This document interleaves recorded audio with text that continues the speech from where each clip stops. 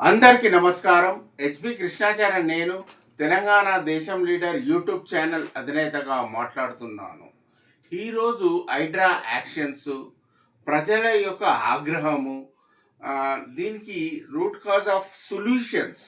ఎందుకంటే ఒక ప్రాబ్లము ప్రజలకు ఏర్పడిందంటే వాళ్ళకు సొల్యూషన్స్ అనేది అర్థం కావాలి. ఇది ఎందుకు తీశారు, దీని కారణాలు ఏంది. ఎందుకంటే ఒక్కపారి చట్టం ఏర్పడిందనుకో, అది పాలకులు కూడా ఫాలో కావాలి, ప్రజలు కూడా ఫాలో కావాలి. చట్టం ఎవరికి చుట్టం కాదు. ఆ ఉద్దేశమే ఈ వీడియో. కాబట్టి ఈ వీడియో తప్పకుండా ఎండ్ కానీ చూస్తే మీకు అర్థమవుతుంది ఇవన్నీ ప్రాబ్లమ్స్ ఎప్పటి నుంచి ఉన్నాయి అనేది అర్థమవుతాయి అన్నమాట. సో టాపిక్ వచ్చేసి political freedom risk in Hyderabad and Hydraa actions, reasons and solutions. So ఈ హైడ్రా అనేది ఎందుకు ఇంప్లిమెంట్ చేశారు, ఇంత స్ట్రిక్ట్గా ఎందుకు అవుతుంది అంటే మనము అర్థం చేసుకోవాలి. ఏంటంటే టెంపరేచర్, ఉష్ణోగ్రత అనేది 1.5 degrees పెరిగిపోయింది. సో దానివల్ల సీ లెవెల్ రైజెస్ కూడా పెరిగిపోవడం కారణం వల్ల ఓ దిక్కు రెయిన్ఫాల్స్, ఓ దిక్కు డ్రాట్స్. సో దీన్ని రివర్స్ చేయాలంటే ప్రపంచ స్థాయి వాళ్ళ లీడర్స్ ఫెయిల్యూర్ అయిపోయినరు. ఎందుకంటే పొల్యూషన్ ఇంక్రీజ్ అయిపోతుంది, ఆక్సిజన్ డిక్రీజ్ అవుతుంది, అండ్ బ్లాక్ స్మోక్ వెహికల్స్ అరికట్టలేకపోతున్నారు. మన హైదరాబాద్లో అయినా బ్లాక్ స్మోక్ వెహికల్స్ ఉన్నాయి కాబట్టి ఫ్యాక్టరీ బాయిలర్ స్టాక్స్ ఉన్నాయి, అవి కూడా అరికట్టలేదు. సో దాని మూలంగా ఏమవుతుందంటే ఈ పొల్యూషన్ వాతావరణంలో ఉండడం కారణంలో కార్బన్ డైఆక్సైడ్ ఏర్పడింది మొత్తము దేశంలో, భారతదేశంలో కానీ హైదరాబాద్లో కానీ. ఆ కార్బన్ డైఆక్సైడ్ క్యాప్చర్ చేయాలి, మిషన్లు పెట్టి చేయాలంటే లక్షల కోట్లు అవుతుంది. దీని తన డబ్బులు లేవు, రాష్ట్రం తన లేవు, దేశంలో లేవు. సో పొల్యూషన్ ఒకటి పెరిగిపోతుంది. దీని మూలంగా డిసీజెస్ అనేది వస్తుంది. అండ్ ఉష్ణోగ్రత రాబోయే 230కి సైంటిస్టులు ఏం చెప్తున్నారంటే ఇది 3 degrees పెరగబోతుంది. 1.5 degrees పెరిగితేనే ఇంత అతలాకుతలం అవుతుంది. వర్షంలో ఒక 1 hour హైదరాబాద్లో పడేదంటే మొత్తం మునిగిపోతుంది. సో కావున ఈ ఇల్లీగల్ కన్స్ట్రక్షన్స్, ఎన్రోచ్మెంట్స్ అయినాయి కాబట్టి ఎక్కడికక్కడి స్టాగ్నేట్ కావడం వల్ల ప్రజలు ప్రాణ నష్టము, ఆస్తి నష్టము జరుగుతాయి. 3 degrees వస్తే ఇంకా ఎక్కువ అవుతుంది అనమాట. సో అందుకని ఈ గవర్నమెంట్ అనేది, స్టేట్ గవర్నమెంట్ అనేది హైడ్రా ఒక చట్టం ఇంప్లిమెంట్ చేసింది. సో చట్టం అనేది ఇంప్లిమెంట్ చేసేది ఖాళీ గవర్నమెంటే, స్టేట్ గవర్నమెంట్ కావచ్చు లేకపోతే సెంట్రల్ గవర్నమెంట్. దాన్ని అమలు పరిచేది, దాన్ని ఎన్ఫోర్స్ చేసేది జ్యుడిషియరీ అనమాట. సో జ్యుడిషియరీ జ్యుడిషియరీ చట్టాలు ఏం చేసేది స్టేట్ గవర్నమెంట్, సీఎం పదవి లెవెల్లో అండ్ ప్రైమ్ మినిస్టర్ పదవి లెవెల్లో చేస్తారు. ఒక్కపారి చట్టం చేసిన తర్వాత అది ఒక న్యాయస్థానం అనేది దాన్ని ఎన్ఫోర్స్ చేస్తుంది, అది పాటింపాలి. ఒకవేళ సీఎం చేసాడు కదా, సీఎం మీద ఆగ్రహం పడితే ఏం కాదు, అతనికైనా పవర్స్ లేవు. సో అతను కూడా ఏమైనా చేస్తే అతను కూడా జైలు పోవాల్సిందే. చట్టం ఎవరికి చుట్టం కాదు. సో ఇదనమాట role of BRS party at present action. So HYDRAA వచ్చింది, రేవంత్ రెడ్డి చట్టం తెచ్చిండు అంటుండు, Hyderabad disaster response asset protection agency అని. ఇప్పుడు మెల్లగా బీఆర్ఎస్ పార్టీ లీడర్స్ ఎంటర్ అయినరు ఓట్ బ్యాంక్ పాలిటిక్స్ కోసం. ఎందుకంటే మేము లీగల్ యాక్షన్స్. సో ఈ 10 years పరిపాలనలో బఫర్ జోన్ ఎఫ్టీఎల్లకు పర్మిషన్ ఇచ్చింది ఈ సీఎం కేసీఆర్ గవర్నమెంటే, వాళ్ళ అడ్మినిస్ట్రేషనే, జిహెచ్ఎంసీ అఫీషియల్స్ వీళ్ళందరూ లంచానికి ఇదైపోయి ఇది చేశారు. ఇప్పుడు మెల్లగా ప్రజల్ని మభ్య పెడుతుండ్రు. సో అని కనిపిస్తుంది ఇప్పుడు. ఎందుకంటే వాళ్ళందరికీ నోటీసులు వెళ్ళినాయి, ఇంక్లూడింగ్ సీఎం నోటీసు, సీఎం పదవిలో ఉన్న ఎక్స్ సీఎం కేసీఆర్ కూడా నోటీసులు అందాలి. సో రాబోయే రోజుల్లో ఎవరు బ్రైబ్ తీసుకున్నారు, ఎవరి ఆధ్వర్యంలో ఇన్స్ట్రక్షన్స్ ఫాలో అయ్యారు, ఇవన్నీ ముందుకు బయటపడతాయి, మీకే అర్థమవుతుంది ప్రజలారా. సో దీనికి ఈ యాక్షన్కు జ్యుడిషియరీ యాక్షన్ ఏం తీసుకుంటుంది? BRS party ex CM KCR and ఆ అడ్మినిస్ట్రేషన్ ఉన్నాం. ఎందుకంటే ఇమీడియట్గా జ్యుడిషియరీ డిస్క్వాలిఫై చేయవచ్చు ఎక్స్ సీఎం కేసీఆర్ని, ఆ అడ్మినిస్ట్రేషన్ ఎవరైతే లీడర్స్ ఉన్నారో, అండ్ మళ్ళోసారి ఎలక్షన్లు నిలబడకుండా చేస్తారు. సో అదనమాట.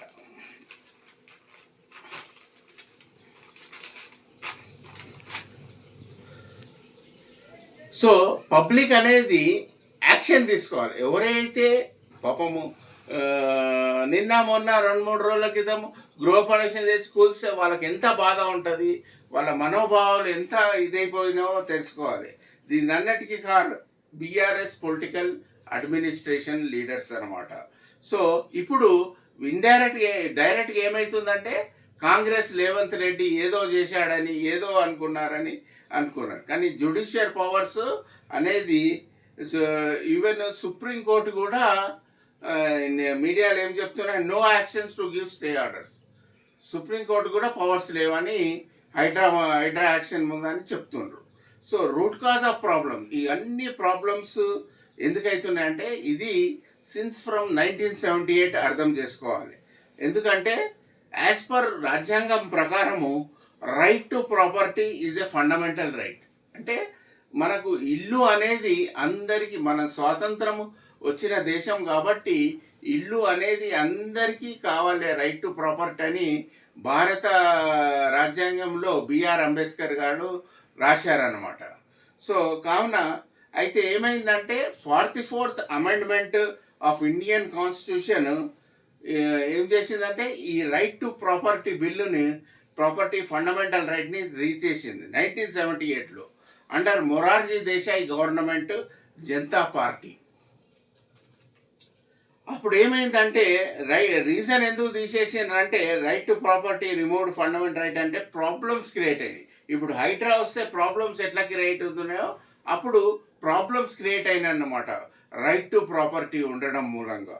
అండ్ ఎవరికైతే ఈక్విటబుల్ సమానంగా ప్రాపర్టీ ఇయ్యనికి చాలా ప్రాబ్లమ్స్ ఎదుర్కొంటారు అనమాట. అందుకు మొరార్జీ దేశాయ్ గవర్నమెంట్ ఆ ఫండమెంటల్ రైట్ని, రైట్ టు ప్రాపర్టీ రిమూవ్ చేసిండు 44th amendment of constitution. So ఆ తర్వాత ఏమైందంటే 1978తోని ఆ రియల్ ఎస్టేట్ మాఫియా, ఎవరైతే ప్రజలు ఇప్పుడు మేము 30 ఏళ్ళ నుంచి ఉంటున్నామంటే ఇదే కథ. 1978 తర్వాత రియల్ ఎస్టేట్ మాఫియా డెవలప్ అయింది ఇండియాలో. ఒక గ్రూప్ ఆఫ్ పీపుల్ ఆర్గనైజేషన్స్తోని వీళ్ళంతా ఇల్లీగల్ యాక్టివిటీస్కు పాల్పడ్డారు. ల్యాండ్ ఓనర్షిప్ కానీ, కంట్రోల్ కానీ, ల్యాండ్ ఆక్రమించడం కానీ, అండ్ కబ్జాలు చేసుకోవడం కానీ, గవర్నమెంట్ భూములను, కుంటలు, చెరువులను కబ్జాలు చేసుకోవడం. ఇది 1978 నుంచి ప్రారంభమైంది. అది మీరు అర్థం చేసుకోవాలి. అయితే ఎప్పుడైతే పాపులేషన్ ఇంక్రీజ్ అవుతుందో, సిటీస్ డెవలప్ అవుతుందో, ఈ డిమాండ్ ఫర్ హౌసింగ్ అంటే నాకు ఇల్లు కావాలి, ఇల్లు కావాలి, కమర్షియల్ బిజినెస్ కానీ, ఇండస్ట్రియల్ డెవలప్మెంట్ కానీ ఇంక్రీజ్ అయిపోయింది. సో దాని మూలంగా ఏమైపోయిందంటే ల్యాండ్ ప్రైజెస్ ధరలు పెరిగిపోవడము, అండ్ ల్యాండ్ అనేది ఒక కమ్యూనిటీ వాల్యుబుల్ కమోడిటీ అయిపోయింది, అది నిత్యావసరం అయిపోయింది అనమాట. సో ఇంకొక రీజన్ ఏంటంటే ల్యాండ్ మాఫియా ఇంక్రీజ్ కానీకి ప్రాపర్ ల్యాండ్ రికార్డ్స్ లేవు, ఆ రోజుల నుంచి డాక్యుమెంటేషన్ లేదు. అప్పుడు ఏమైతుందంటే ఫేక్ డాక్యుమెంటేషన్ క్రియేట్ చేసారు. సో ఇవన్నీ పొలిటికల్తోనే అవుతాయి, సామాన్యంగా ఇండివిజువల్తో కావు, పొలిటికల్తో అవుతాయి. కాబట్టి ownership of land and force rightful land owners to vacate the property, ఇవన్నీ కేసులు తయారైపోయినాయి ఇవన్నీ. సో ఎందుకు ఉన్నాయంటే ఎఫెక్టివ్ లాస్ లేవు, హైడ్రా లాంటి రూల్స్ అప్పుడు రాలేదు, లాస్ అనేది రాలేదు కాబట్టి, ఎన్ఫోర్స్మెంట్ లేవు కాబట్టి ఈ ల్యాండ్ మాఫియా అనేది పెరిగిపోయింది. అయితే పొలిటికల్ లీడర్స్ కరప్షన్ ఏం చేస్తుందంటే సిగ్నికల్ ల్యాండ్ మాఫియా ఎంతోమంది అఫీషియల్స్ గవర్నమెంట్లు ఉన్నోళ్ళు లంచానికి పాటుపడుతున్నారు కాబట్టి, అండ్ లాస్ ఉన్నాయి లేవని కాదు, కానీ బ్రైబ్డ్ బై ల్యాండ్ మాఫియా, ఎవరైతే ల్యాండ్ మాఫియా చర్యలు తీసుకుంటున్నారో లంచంతో అరికట్టి even assist in their illegal activity, వాళ్ళని కూడా ఇల్లీగల్ యాక్టివిటీస్కి పాల్గొంటారు. గవర్నమెంట్ అఫీషియల్స్ కూడా ఇల్లీగల్ యాక్టివిటీస్కు ఇది చేస్తున్నారు అనమాట. ఇప్పుడు హైదరాబాద్లో HYDRAA mission formed under Congress government, Revanth Reddy CM. Now he has no powers. Revanth రెడ్డిని చంపుతాము, అతను మళ్ళీ హైడ్రా వెనక్కి అంటే అతను తన పవర్స్ లేవు. ఒక పారి చట్టం అమలమైందంటే అది జ్యుడిషియరీ ఫాలో అవుతుంది. రేవంత్ రెడ్డికి ఏమాత్రం పవర్స్ లేవు, అతని అంతే అన్నమాట. సో జస్ట్ మెయింటైన్ చేయాలి, ఆ చట్టాన్ని మెయింటైన్ చేసుకొని కంట్రోల్ చేసుకొని. ఈవెన్ ఆ ప్లేస్లో రేవంత్ రెడ్డి ప్లేస్లో బీజేపీ పార్టీ వచ్చినా కానీ వాళ్ళకు కూడా పవర్స్ ఉన్నాయి, అదనమాట. సో చట్టం ఎవరికి చుట్టం కాదు కాబట్టి నేను చెప్తున్నా. సో ఏమాత్రం నోరు జారినా రేవంత్ రెడ్డి అతనికి జైలు పోయే కారణం అన్నమాట. ఎందుకంటే ఒక పారి చట్టం అమలు చేస్తే అది పోవాలి. ఎందుకంటే ఇది ఒకరికో రెండురికో కాదు, ఇది అందరి పక్షాల తెలంగాణ రాష్ట్ర ప్రజల యొక్క రక్షణ కోసం అన్నమాట. సో పొలిటికల్ ఫ్రీడమ్ అనేది రిస్క్ ఉంది తెలంగాణలో, పర్టికులర్లీ హైదరాబాద్లో. కాబట్టి ఈ హైడ్రా డెమాలిషింగ్ ఇల్లీగల్ స్ట్రక్చర్స్, ఎఫ్టీఏలు బఫర్ జోన్లో పర్మిషన్ ఇచ్చింది BRS government. Ex CM KCR and GHMC bribed GHMC officials in 10 years rule. నేను అనేది ఏంటంటే సొల్యూషన్ ఏంటంటే, ఒకటి, ఇప్పుడు ఎవరైతే 30 ఏళ్ళ నుంచి ఉన్న ఇండ్లు కూల్చుతామంటున్నారో వాళ్లకు ఏమాత్రము ఏ పార్టీ, ఎందుకంటే 30 ఏళ్ళు అంటే తెలుగుదేశం పార్టీ ఉంటుంది, కాంగ్రెస్ పార్టీ ఉంటుంది, అన్ని పార్టీలు ఉంటాయి. కాబట్టి వాళ్లకు సముచిత న్యాయం చేయాలంటే గవర్నమెంట్, ఎందుకంటే ఒక చట్టాలు అనేది మొదటి నుంచి రావు, ఎప్పుడైతే ప్రాబ్లమ్స్ క్రియేట్ అవుతాయో అప్పుడే ఈ చట్టాలు అనేది తయారవుతాయి. ఆ చట్టాలకు ఆమోదము గవర్నమెంట్ అనేది ఆమోదించాలి, అపోజిషన్ పార్టీలు ఆమోదించాలి, ప్రజలు కూడా ఆమోదించాలి తప్పనిసరిగా. ఇక రాబోయే చట్టాలలో ఇంకెన్నో చట్టాలు వస్తాయి, ఎందుకంటే రాబోయే వాతావరణ మార్పుల వల్ల ఎన్నో చట్టాలు వచ్చే అవకాశాలు ఉన్నాయని నేను చెప్తున్నా. సో సొల్యూషన్ ఏంటంటే ప్రధానమంత్రి పిఎం మోడీ లీడర్షిప్ వల్ల ఒక చట్టం తీసుకురావాలి, benamis citizens corruption money laundering land recovery act 2024. అంటే ఎవరైతే 10 ఏళ్ళ నుంచి బెనామీలను పెట్టి, ఇవన్నీ రియల్టర్స్ని బెనామీలను పెట్టి డబ్బులన్నీ పోగు చేసి బ్లాక్ మనీ వైట్గా కన్వర్ట్ చేసినా అవన్నీ రికవర్ చేయాలి. అండ్ టిల్ డేట్ 2014 నుంచి టిల్ డేట్ మటుకు ఎవరైతే రిటైర్డ్ ఆఫీసర్స్ ఉన్నారో, ఎవరైతే గవర్నమెంట్లో అన్ని departments of Telangana so benami transaction చేసినారో అవి కూడా ఎంక్వైరీ చేయాలి ఒక స్పెషల్ కమిటీని పెట్టి.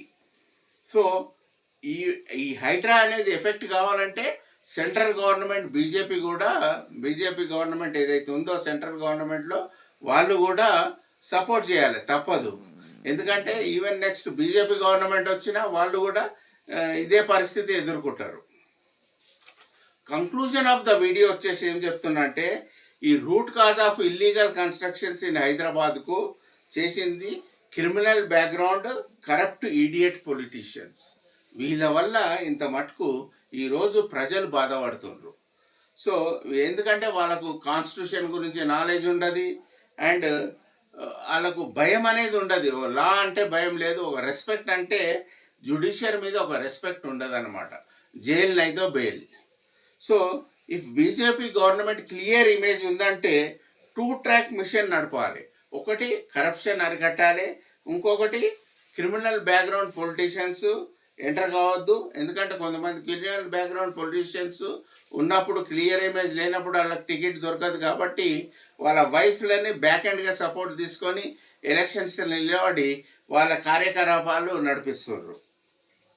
ఇదొకటి. ఇప్పుడు ఏమవుతుందంటే ఇలాంటి పరిస్థితి ఏర్పడినప్పుడు ఓ దిక్కు నిరుద్యోగం పెరిగిపోతుంది, ఓ దిక్కు ఇండస్ట్రీస్ సిక్ అవుతున్నాయి. అందుకని Telangana government Congress party MSME policy 2024 అని తీసుకొచ్చింది. అండ్ ఓ దిక్కు న్యాచురల్ డిజాస్టర్స్ అగ్రికల్చర్ని స్పాయిల్ చేస్తుంది. ఆ తర్వాత కూడా గవర్నమెంట్, కాంగ్రెస్ గవర్నమెంట్ రుణమాఫీ అని అసలు వాళ్ళకి శక్తి లేకున్నా శక్తికి మించిన డిసిషన్స్ తీసుకొని రుణమాఫీ చేస్తుంది. అండ్ ఇంటర్వెన్షన్ ఆఫ్ రోబోస్ కూడా వస్తున్నాయి. కాబట్టి స్టేట్ సెంట్రల్ లాస్ అనేది ఏమవుతుందంటే ఇన్సర్జెన్సీ మొరాస్ అండ్ డెప్స్. అంటే ఇన్సర్జెన్సీ మొరాస్ అంటే ప్రజలే ఏకమై ఒక యూనిట్ అయి గవర్నమెంట్ని దించేస్తుంది అన్నమాట. ఎందుకంటే అప్పులలో ఉంది రాష్ట్రం కాబట్టి దించేస్తుంది. ఆ రోజులలో తెలంగాణ ఫామ్ అయింది ఎందుకంటే ఇన్సర్జెన్సీ మొరాస్ వల్లనే. ఈరోజు మళ్ళీ ఎందుకంటే కొత్త చర్యలు. నేను అనేది ఏంటంటే మనకు భారతదేశంలో క్లియర్ ఇమేజ్ ఉన్న ఎడ్యుకేటెడ్ పొలిటీషియన్స్ కావాలి. అండ్ ఎవరైతే నోటు ఇచ్చి ఓటు కొంటారో వాళ్ళను చెప్పుతోని కొట్టండి రాబోయే ఎలక్షన్స్లో. అవి సర్పంచ్ ఎలక్షన్సే కావచ్చు, ఏవైనా కావచ్చు. చెప్పుతోని కొడితే ఇలాంటి చర్యలు ప్రజలు ఇలా సంక్షేమానికి గురిగారు అనమాట. సో రీసైలెన్స్ టాక్టిక్స్ తీసుకోవాలి. పొల్యూషన్ లెవెల్స్ ఇంక్రీజ్ అవుతున్నాయి, ఆక్సిజన్ డిక్రీజ్ అవుతుంది హైదరాబాద్లో. అండ్ మెయిన్ ఏమంటే కార్బన్ క్యాప్చర్ చేయాలి. కార్బన్ డైఆక్సైడ్ ఏదైతే వాతావరణంలో ఉందో అది క్యాప్చర్ చేసేయాలంటే లక్షల వేలాది కోట్లు కావాలి. అవి లేవు. కాబట్టి మీ అందరి ప్రాణాలు, మీ భవిష్యత్ పిల్లలు కాపాడని కోసమే ఈ హైడ్రా మిషన్ పుట్టిందని మీకు తెలియజేస్తున్నాను. ఎనీవే రేవంత్ రెడ్డికి పవర్స్ లేవు, ఎందుకంటే హైడ్రా చట్టం అమల్లో ఉంది. దీన్ని జ్యుడిషియరీ ఉంది. ఈవెన్ సుప్రీంకోర్టు కూడా దీని మీద ఏం స్టే ఆర్డర్ ఇవ్వలేదని చెప్పుకొస్తున్నారు. కాబట్టి మీరు అర్థం చేసుకోండి. మీకు సొల్యూషన్స్, మార్గాలు ఇంకా వేరే డబుల్ బెడ్రూమ్ అంటారు, లేకుంటే ట్రిపుల్ బెడ్రూమ్ అనే ఇస్తే మీరు ఉంటే మీరు అర్థం చేసుకుంటే బాగుంటుంది. లేకపోతే ప్రాణ నష్టం, ఆస్తి నష్టం, పిల్లలకు ఫ్యూచర్ ఉండదు. పర్యావరణంతో ఆడుకోకండి. నేను ఒకటే చెప్తున్నా, ఈవెన్ సహారా డెజర్ట్ అనేది అతిపెద్ద సహారా డెజర్ట్ అనేది ఆఫ్రికాలో ఉంది. కాబట్టి ఈ వాతావరణ మార్పులకు అది కూడా ఒక అడవిలో తయారవుతుంది, ఓ గ్రీన్. అది ప్రకృతికి మంచిదా చెడు అనేది మీరే అర్థం చేసుకోవాలి. ఇంతమైన విపరీత కాలము ఇప్పుడు 3 degrees టెంపరేచర్ వచ్చిందనుకో నిండా మునిగిపోతుంది, అందరు చచ్చిపోతాం, మనం ఎవరు బతకమిగా. సో ఇప్పుడే గవర్నమెంట్కు అనేది కాదు, హైడ్రా మిషన్ వాళ్ళు రెస్పాన్సిబిలిటీగా వాళ్ళు చేస్తారు. కాబట్టి ఇవన్నీ అర్థం చేసుకుంటారని నేను చెప్తూ, నేను ఈ వీడియో అనేది ప్రతి ఒక్కరూ షేర్ చేయాలి. ఎందుకంటే మీడియా మభ్యపెడుతుంది. ఎందుకంటే మీడియా ఇలాంటి ఇన్ఫర్మేషన్స్ క్రియేట్ చేయాలి. ఇది ఎందుకు అయింది, రూట్ కాజ్ ఆఫ్ చేయడం లేదు, మభ్యపెడుతుంది. కాబట్టి మీరు అర్థం చేసుకుంటారని నేను చెప్తూ నేను సెలవు తీసుకుంటున్నాను. నమస్కారం.